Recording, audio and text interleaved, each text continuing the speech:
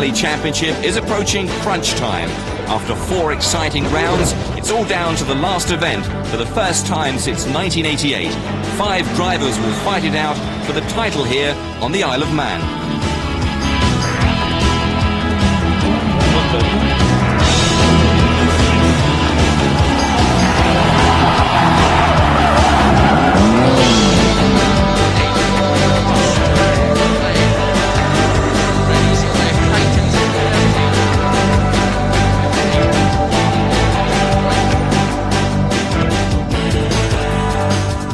Manx Rally, the final round of this year's Mobil 1 Top Gear British Rally Championship. Leading contender Malcolm Wilson was back in action after a major accident in Finland. The only thing we can do is to go and try and win the rally. I mean, I'm obviously not in the best of health to do it, but I mean, we're going to give it our best shot. I mean, we really have to do that to stand any chance of winning a championship, and that's even, you know, even if Richard still finishes in the top 4, I mean, he still wins it, so it's a pretty tall order for us, really. I'm not going to go so slow as to lose concentration, but I'm not going to be going that fast as to take any chances either, so a bit in the middle. To help Malcolm Wilson's chances, Ford had promoted another driver. In theory, if we can help Malcolm win the championship, with Richard having to finish 4th and Malcolm to win, then obviously Malcolm needs people in between him and Richard Burns, and really that's why I've been drafted in. I would quite like to beat Gwyndaf, obviously, because that would put us 3rd overall in the championship, which one of us will get it, whoever beats each other. Really, it's Group N championship we are really interested in. It would be a massive bonus if we go win it overall, but we depend a lot on the you know, the top runners having ill luck. Like. The championship position, it couldn't have been tighter. Anyone in the top 5 could mathematically win. Malcolm Wilson 6 points ahead of Richard Burns, whose teammate Alistair McRae is a further 7 points adrift. Then Gwyndaf Evers and David Llewellyn. So the famous TT pit lanes being used, 4 wheels this time instead of the usual 2. The cars soon to know every inch of the island. The first day, considered by everyone the hardest of the event, was to be split into 17 stages in 2 legs. That's 158 kilometres of stages, including the Spectator Special at Castletown. The first of these stages was only 100 yards from the start, and Malcolm Wilson was quick off the mark as usual. Dead through the water, medium right, long of a Ford. The tracks were treacherous, and the traditional water splashes were very full. Left max wet. 30. Crest, keep left wet, right max, 20. Bertie Fisher's Subaru didn't look like this for long. It looked very second-hand after a high-speed cartwheel, which amazingly damaged everything but the roof. Kenny McKinstry's driving was of the highest calibre, despite a painful spin on the opening stage. He was second equal overall to Richard Burns, but the Reading driver knew he only needed to finish 4th or higher to take the title, and his steady driving was proving very quick indeed. And right max to late 90 left. Robbie Head's first Group A drive nearly ended in a puff of smoke, literally. His fire extinguisher went off, dropping him to 16th place from an encouraging 5th. Alistair McRae was still hoping to emulate his big brother Colin and grab the championship. Medium left, and medium left, 50, hairpin right. Yeah. Those ambitions ended abruptly against a stone wall and put our camera out of action too. We just clipped the wall back down there in the hairpin right, hit the wall, and I don't know whether it's damaged the steering or I'm not really sure, but just accelerated up over the hill. The car just turned right itself, and obviously you can see it's stuck and no way getting it out. David Llewellyn was once again showing a clean pair of heels to his rivals, in more ways than one. 30, braking, press 70, slipping 5 left, narrow bridge. Next week, come dancing.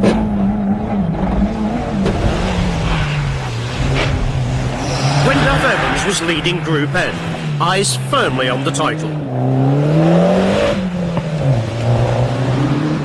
Frank Marr was enjoying himself in the four-wheel drive Sierra. Last year it was a two-wheel drive version. James Cullinan was after the Group N tarmac honours. Mark Higgins might have been on home ground, but he took the caution of Mike Corner to avoid drama here, thanks to his pace notes. And caution, right too forward. There may be water in here, be careful. A lot of water, look, a lot of water. 50. Left 4. 40. At the first services, a chance to assess any damage. And some subtle repairs. Everything seemed to be fine, but we're probably just a little bit too fast, and with it being slippery, the back of the car broke away and hit the wall. And there's a wall on the right-hand side, and hit the wall with the driver's side, rear of the car, and then it swung the front of the car into the wall and rolled over the passenger side and done a full 360 loop and landed on his wheels. Kenny McKinstry dislocated his finger on the opening stage, causing problems all round. Yeah, Robbie's working the gear lever on reverse gear now, so... Really? Yeah, well, thank goodness we haven't had to use it so far, but that's the plan anyway. That's the real meaning of a co-driver, isn't it? Well, you have to use these boys for something, don't you? You've had a bit of a problem on the third stage, Robbie. Yeah, about 2/3 of the way through, just coming up to a hairpin left, coming along the straight, I started smelling these fumes, and about 500 yards later the car started misfire, and then it just conked out completely, it wouldn't go at all. And I saw a lot of smoke in the mirror and in the car, and I thought the turbo had gone, and it turned out to be the fire extinguisher. But the fumes that come off it are just unbelievable. They go for you. I mean, it must be like a glue snip's paradise in there, because when I got to the end of the stage, I just didn't know where I was. It just goes for you.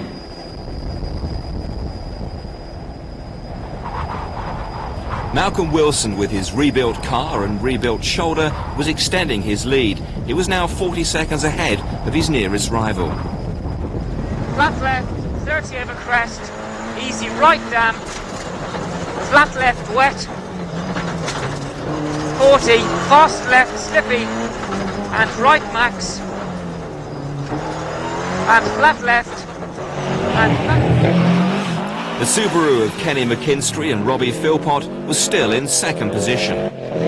Here, flat left. He was just ahead of Richard Burns. Crest, 30, easy right, and minus 50. Burns was taking it oh so steady on those wet roads. For him, caution was uppermost in his mind. Meanwhile, Bertie Fisher's one-eyed Subaru was looking a bit healthier in fourth place. Frank Marr, a long way from his Tipperary home, was having desperate problems. For him, it was a rally he'd remember for all the wrong reasons. Terrible problems. We've changed 2 gearboxes now, and the car is dangerous on the road. She's nervous, she's jumping all over the place. We're changing the back shocks now, seeing would that make any difference, but I don't think so. I think there's something wrong with the front of it. Chris Bergbeck had started to get to grips with his powerful Escort. He was lying 6th. Meanwhile, Robbie Head was flying. He'd gone from 16th to 8th. Local boy Gary Leese was relying on Manx knowledge, which was serving him well. Forklift truck dealer David Greer was going a good deal faster in his Escort. Chris, what? This is a new idea. Whose is that? Well, it's mine really, Tony. I mean, basically, you know, when we're on a dirty service area like this, just keeps the wheel nuts. It's a magnetic tray, puts them in, and stops them getting all dirty on the threads. Whatever next. Well, there you go. 3, 2, 1, go. Just 4 hours into the rally, Malcolm Wilson's courageous and teeth-gritting attempt to give Ford the glory came to a sad and sudden end. He was caught out on cold tyres, but happily escaped unhurt. There's a bit of a kink just down the road there, and the car just got out of phase a little bit, just touched the bank, and we thought probably get away with it, but it just hit the bank again and rolled onto its roof across the road. Front end on one bank and the back end on the other. and that's really taken half an hour just to get it back on its wheels, so we're at the rally, finished. Now Richard Burns knew that his destiny was in his own hands. He had to keep it on the island for 29 sweaty stages. He certainly looked in control. Like Manx on today, 600.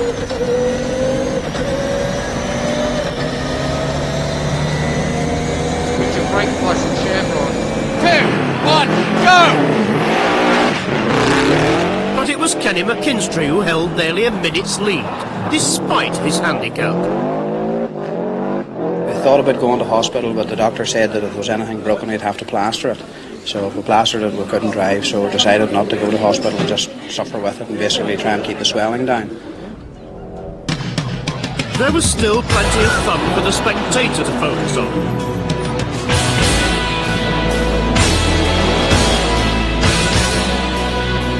Now the 68 survivors from 78 starters faced a challenge at the Castletown version of Monaco, harbour and all.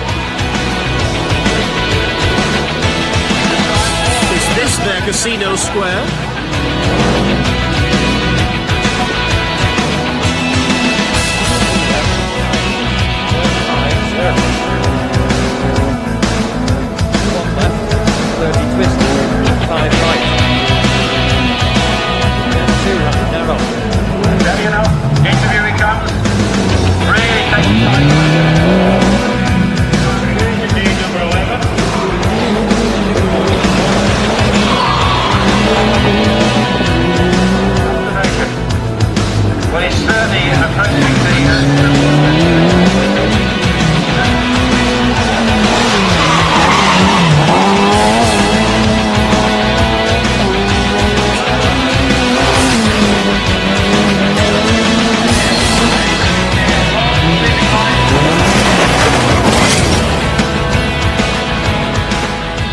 Just turned into by the monument and thought that was a bit wild. It went way over to the right and dived down on the front, and co-driver said the wheels come off.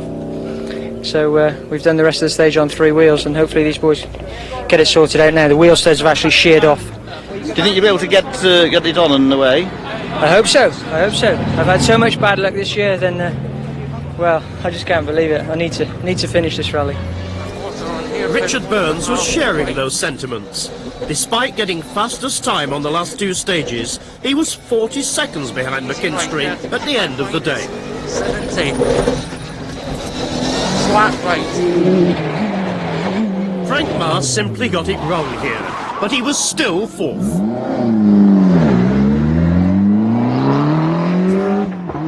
Flat right long, 50, 4 rights. It is 4 right. Gwyndaf Evans was 7th overall and in sight of the Group N title, but he was lucky still to be in the rally at all. 3 left, 70, 6 left, 100. Big dramas. Got another fright, I'm afraid.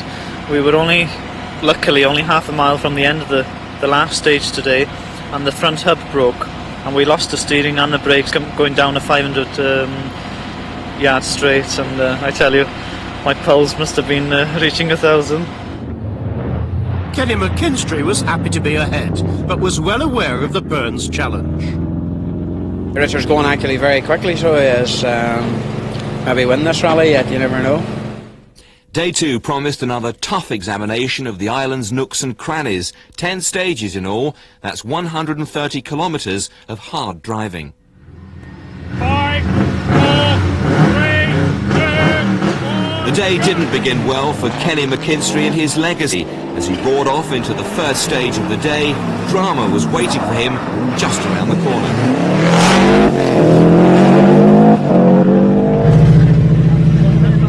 Just stepped out over a little jump and touched the grass on the right hand side, and spun like completely round 3-4 times, and ended up heading up the stage the wrong way. So dropped quite a bit of time, and we've done a bit of damage to the car as well. So. McKinstry wasn't the only driver having problems. Bertie Fisher was about to get acquainted with the local hedgerows. And I just came down to a corner where I just knew it wasn't going to stop. The pedal was too far down, and I sort of tried to chuck it at the corner to get it round, and the back of it dropped into a drain, and the front of it dropped into the drain on the other side. It wasn't a big problem. I lost a couple of seconds, and 2 or 3 corners further down the stage, the same thing again. The pedal just went down. This time it dropped into the drain. Wouldn't come out. Let it get a lot of spectators. We've lost a bit of time. Sadly, his rally was over.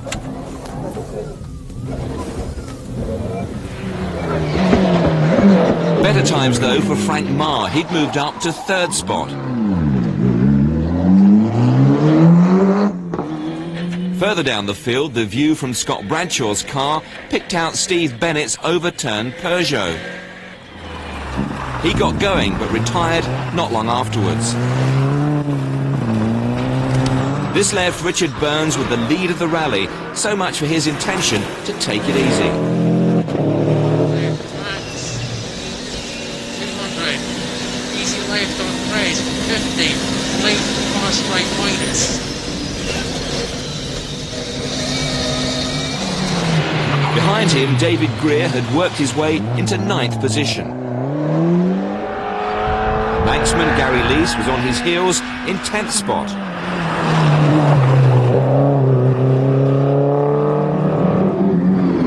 And Stuart Fenwick in his Relax Sierra was in the top 10. He's more used to continental rallying. Today, like everyone else though, he was heading for lunch by the sea. Well, we're going probably sort of 90%, 85%, something like that, enough to keep the concentration going, and I'm just listening to the notes and driving to them perfectly and sticking to a good line rather than attacking and making any mistakes. Meanwhile, Mike Corner was checking that Ian Grindrod's pace notes were accurate. At least they were in English, which is more than could be said about this team from Russia. They were welcome visitors to this multinational event. Probably makes a change from having to rally larders. We have a lot of experience with the ladder cars during many years, and now we are really happy that we have a very normal, very good car like Vauxhall Nova from MSD. It's very difficult to compare such kind of cars. How long did it take you to come from Moscow to the Isle of Man? Nearly 5 days. It's a great travel, but also it's very good for us. So it's worth it? Yeah, sure. Remember him? The folk hero of the RAC Rally. Yes, it's Michael Kalfas from Magdeburg, back into Trabant.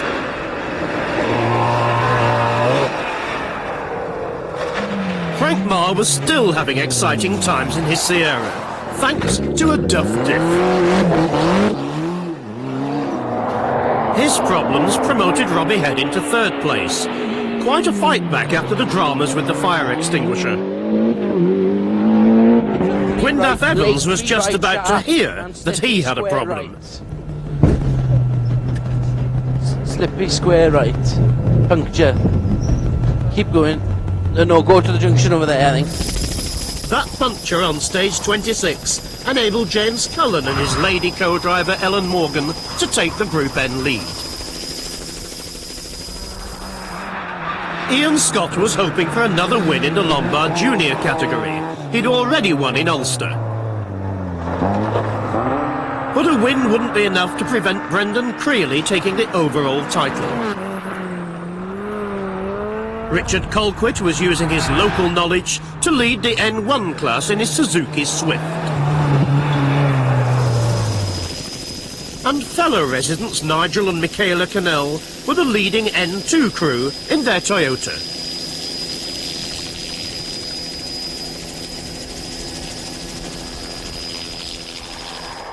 Denmark's Tim Svanholt finished 13th on the Manx last year, but he would drop down a place this time. A young man to watch, 21-year-old Andrew Kearney, who had just become Irish junior champion. He was leading the A5 class, while Jeff Stewart was taking the A6 honours in this Nova.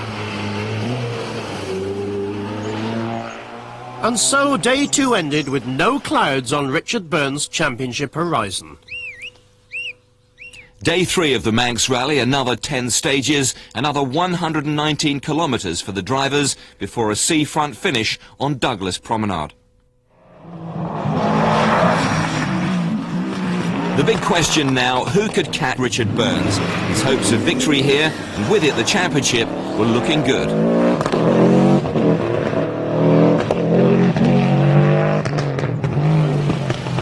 In the shadow of the Laxey wheel, Kenny McKinstry was once again remedying problems. This time things didn't look good. Rubber drive shaft at the start of Noggled. So, How much time did that drop you? oh, over a minute. It's just the only way to get through the stage was with keeping the brake on, so the centre diff would lock all three wheels up. I see that you've got Richard Burns' Subaru mechanics working on your car now. Why is that? Yeah, well, I mean, they come up, so they did, so they're giving us a bit of a hand, which isn't a bad thing. Adversity seems to bring out the best in the rallying fraternity. Robbie Head in his Escort Cosworth was now consolidating third spot. Some consolation for the Ford team after Wilson's exit, and all useful experience for Robbie's rallying future. Meanwhile, Chris Birkbeck was performing splendidly in his borrowed Escort. There was even time for a cheeky wave.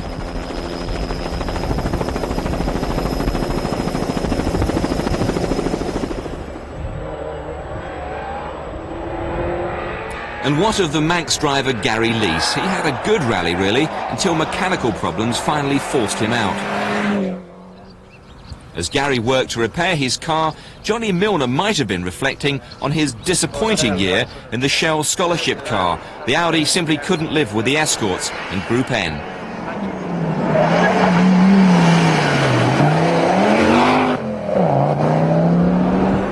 A much happier driver, David Greer. He finished 9th and was even saluted by his very own fan club. And relaxing in 10th spot, Stuart Fennick in his Sierra. Quite a result this in his first Manx rally.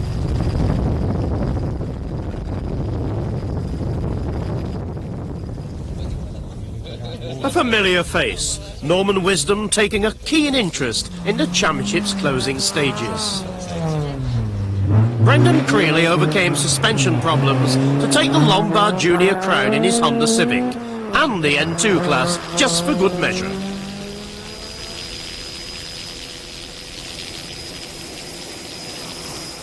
Gary Wilson gave one of the few rallying rovers the N3 class, despite a few scars. Yet another class win for Skoda. Kevin Williams won the A5 category. And Nick Hutchinson brought his Nova home ahead of his A6 rivals.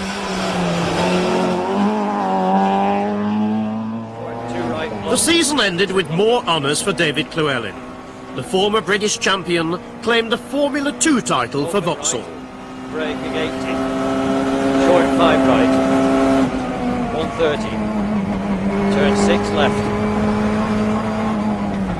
30.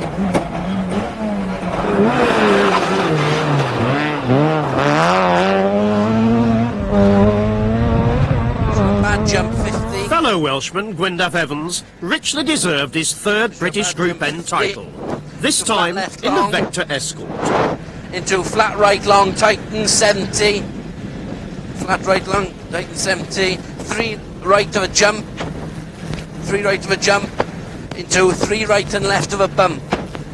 3 right and left.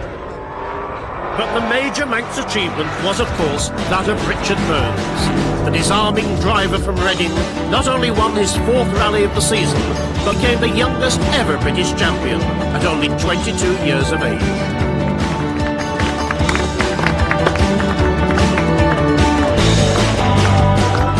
Congratulations, Richard. What does that feel like? Absolutely fantastic. The last 200 or 300 yards, just going down that stage, I was just going down the gears and braking, and it's all happened. You've done it. Absolutely. Now we're going to have a party. So, after 5 hard-fought rallies, Richard Burns had amassed a mighty lead. But just look at the scramble for second place.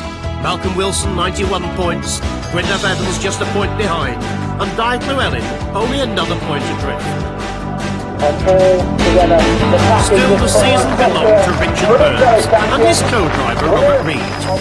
It was his 4th major title in 4 consecutive seasons. Just what can we expect him to achieve next year? with driving of this stunning quality, control, verve, and above all, youthful confidence. Right to rest. 100.